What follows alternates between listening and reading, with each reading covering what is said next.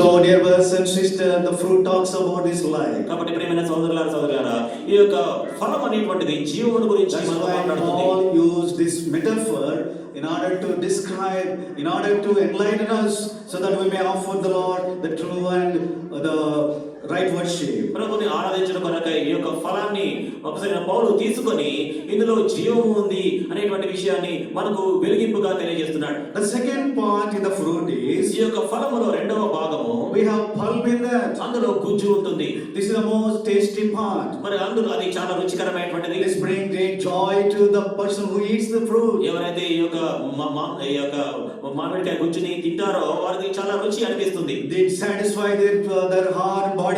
వారి యొక్క హృదయాన్ని వారి యొక్క శరీరాన్ని అది సంతృప్తి This is పరుస్తుంది. the most important, but that pleases people.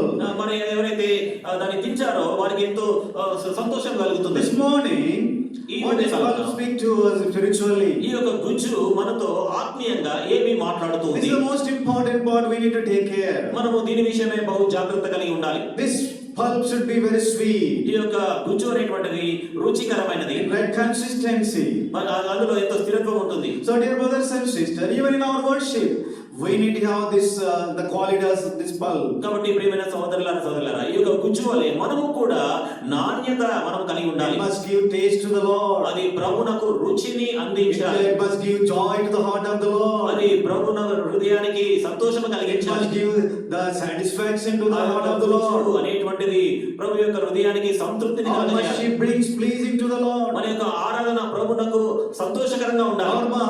Our worship must delight the heart of the Lord like the pulp of the fruit. మన యొక్క ఆరాధన అనేటువంటిది ఒక పండులో ఉన్నటువంటి ఆ యొక్క గుజ్జు ఏ విధంగా హృదయాన్ని సంతోషపరుస్తుందో అట్లనే ప్రభుని సంతోషపరచగలగాలి. So we need to be always careful. కాబట్టి మనము వీటి విషయమే బహు జాగ్రత్త కలిగి ఉండాలి. Give right kind pulp to the Lord, right kind worship to the Lord. ప్రభునకు సరైనటువంటి గుజ్జు సరైనటువంటి ఆ యొక్క ఆరాధనను మనం చెల్లించేవారు. How can this pulp become tasty?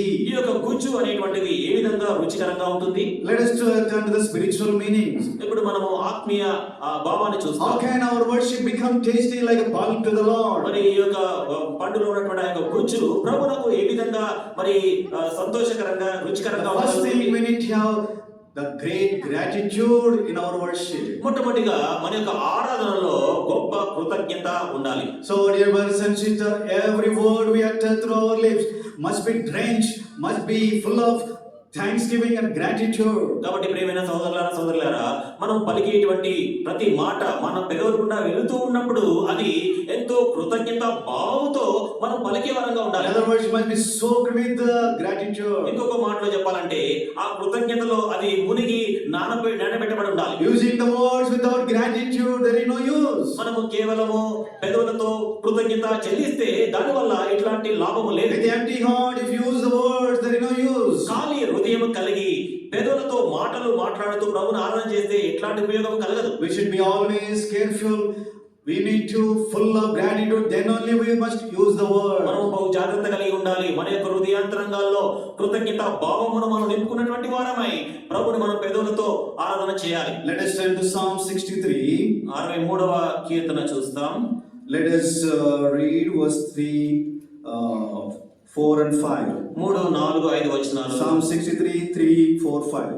కీర్తనల గ్రంథం 63, 3, 4, 5 వచనాలు. Because your loving kindness is better than life, my lips shall praise you. స్తుతించును. Thus I will bless you. జ్ఞాపకము చేసుకొని While I live, I will lift up my hands in your name. My soul shall be satisfied as with milk and fatness, and my mouth shall praise you with joyful lips. Here David is praising the Lord with joyful lips. ఇక్కడ దావీదు దేవుణ్ణి ఉత్సహించు పెదవులతో ప్రభువుని స్తుతిస్తున్నాడు. Because his heart is full of satisfaction. ఎందుకంటే తన యొక్క హృదయం అంతా సంతృప్తి అనే దానితో His నింపబడింది. heart is full of gratitude. మరి ఎంతో కృతజ్ఞత భావం కలిగి దానికి It is జీవించాడు. full of thankfulness. ఎంతో కృతజ్ఞత కలిగి హృదయం కలిగి ఉంది. Whenever there is thankfulness, ఎక్కడైతే కృతజ్ఞత ఉంటుందో, whenever there is gratitude, ఎక్కడైతే మరి వందనము చెల్లించేటువంటి స్థితి that ఉంటుందో heart will be full of satisfaction. మరి ఆ యొక్క హృదయం అనేటువంటిది సంతృప్తితో నింపబడి ఉంటుంది. So satisfaction reveals us. ఆ యొక్క సంతృప్తి అనేటువంటిది ఏం It చూపిస్తుందంటే speaks to us. అది మనతో మాట్లాడుతుంది. The heart of David is full of thankfulness and gratitude. దావీదు యొక్క హృదయం అనేటువంటిది ఎంతో వందనముతో ఎంతో కృతజ్ఞతతో Because నింపబడింది. his heart is full of this gratitude and thankfulness. ఎందుకంటే తన యొక్క హృదయం అంతా కూడా కృతజ్ఞత వందనముతో నింపబడింది కనుక By his mouth is praising God with joyful lips. అందుకని ఆయన అంటాడు, ఉత్సహించు పెదవులతో నా నోరు నిన్ను గూర్చి గానము చేయుచున్నది. That satisfaction, that thankfulness, that gratitude is coming out, is flowing out through the mouth and lips. ఆ సంతృప్తి, ఆ యొక్క కృతజ్ఞత అనేటువంటిది తన యొక్క హృదయంలో నుంచి తన యొక్క పెదవుల గుండా అది బయటికి వెలువడి చేయబడుతూ So ఉంది. this is the right kind of worship. ఇది నిజమైనటువంటి సరైన పద్ధతిలో చేసేటువంటి ఆరాధన. So the worship must flow from the bottoms of the heart through the mouth and lips. కాబట్టి మన యొక్క ఆరాధన అనేటువంటిది హృదయాంతరంగంలో నుంచి అది మన పెదవుల గుండా అది బయటికి వెలువడి Then చేయబడాలి. only it will be pleasing to God, when it tastes to God, it brings joy and satisfaction to the heart of the Lord. అప్పుడే అటువంటి ఆరాధన దేవునికి ఎంతో సంతోషాన్ని కలగజేస్తుంది, ఎంతో సంతృప్తిని కలగజేస్తుంది, ఎంతో రుచిని ప్రభువునకు How was కలగజేస్తుంది. David full of this thankfulness and gratitude? చూడండి, ఈ యొక్క దావీదు ఏ విధంగా తన యొక్క హృదయం నిండా కృతజ్ఞత వందనంతో నింపబడ్డాడు. He's telling in verse 6 like this. 6వ వచనంలో ఈ విధంగా తాను In ప్రస్తావిస్తాడు. Telugu it is different, but in English it's 6. When I remember you on my bed, I meditate on you in the night watches. మనకు ఆంగ్లంలో అయితే 6వ వచనంలో ఉంది, అయితే తెలుగు బైబిల్లో 4వ వచనం. నా మంచం మీద నిన్ను జ్ఞాపకము చేసుకొని రాత్రి జాముల యందు నిన్ను ధ్యానించినప్పుడు. So he is meditating. తాను ధ్యానిస్తూ వచ్చాడు. Where he was meditating? ఎక్కడ ధ్యానిస్తూ ఉండినాడండి? On his bed. తన మంచం మీద పడుకున్నప్పుడు. What time?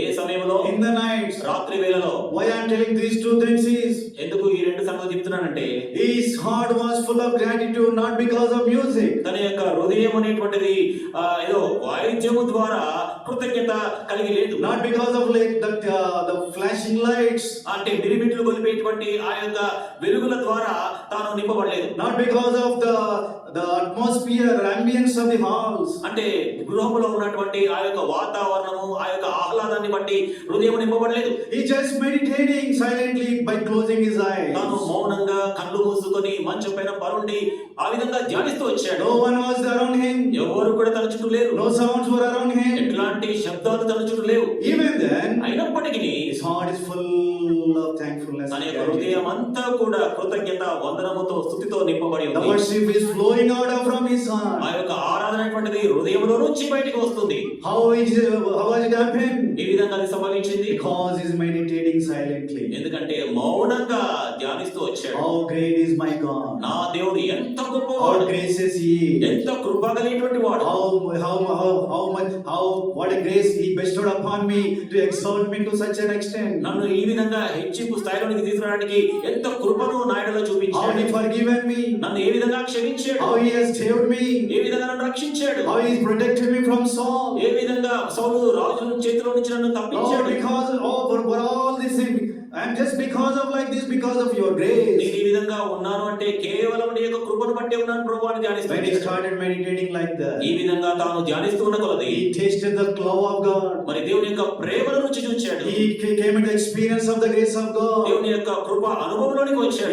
His heart is full of gratitude. ఎందుకంటే తన యొక్క హృదయం అంతా కూడా కృతజ్ఞతతో His heart is నింపబడింది. full of thankfulness. ఎంతో కృతజ్ఞత భావంతో That is నింపబడింది. flowing out through the lips. అనంతం కూడా పెదవుల నుంచి బయటికి వెలువడుతుంది. It is coming out like words. అది మరి మాటల రూపంలో A అవతరిస్తున్నాయి. joyful song. ఎంతో ఉత్సాహ ధ్వని చేస్తున్నాడు. This is the true worship. ఇది నిజమైన ఆరాధన. Do you have this experience in your life? నీ జీవితంలో ఇట్లాంటి ఆరాధన ఉందా నీకు? Dear brothers and sisters, కాబట్టి ప్రియమైన సహోదర సహోదరి, when you close and meditate the works God has done in your life, నీవు కూడా నీ యొక్క కళ్ళు మూసుకొని దేవుడు నీ యొక్క జీవితంలో ఏమి the జరిగించాడు అనే grace విషయమే God ధ్యానిస్తున్నావు. bestowed upon you, దేవుడు నీ యొక్క జీవితంలో చూపించినటువంటి ఆ if you Krupa, understand carefully, దాన్ని జాగ్రత్తగా అర్థం చేసుకుంటే, if you meditate silently, మౌనంగా దాన్ని ధ్యానిస్తే even your heart will be filled with this thankfulness and gratitude. నీ యొక్క హృదయం కూడా తప్పకుండా కృతజ్ఞత వందనముతో నింపబడి ఉంటుంది. Then speak out from that heart. అలా నింపబడి ఉంటే హృదయాంతరంగం నుంచి బయటికి చెప్పు. Utter from that word, that heart. ఆ యొక్క హృదయంలో నుంచి బయటికి మాటలు పలుకు. Then your worship will be a true worship. అలా చేస్తే నీ యొక్క ఆరాధన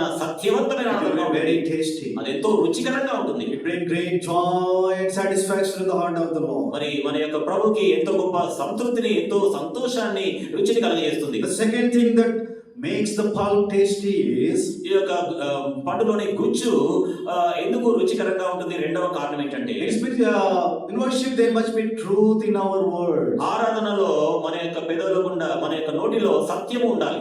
Whatever we speak from our lips, మన పెదవులతో ఏది మాట్లాడినా కానీ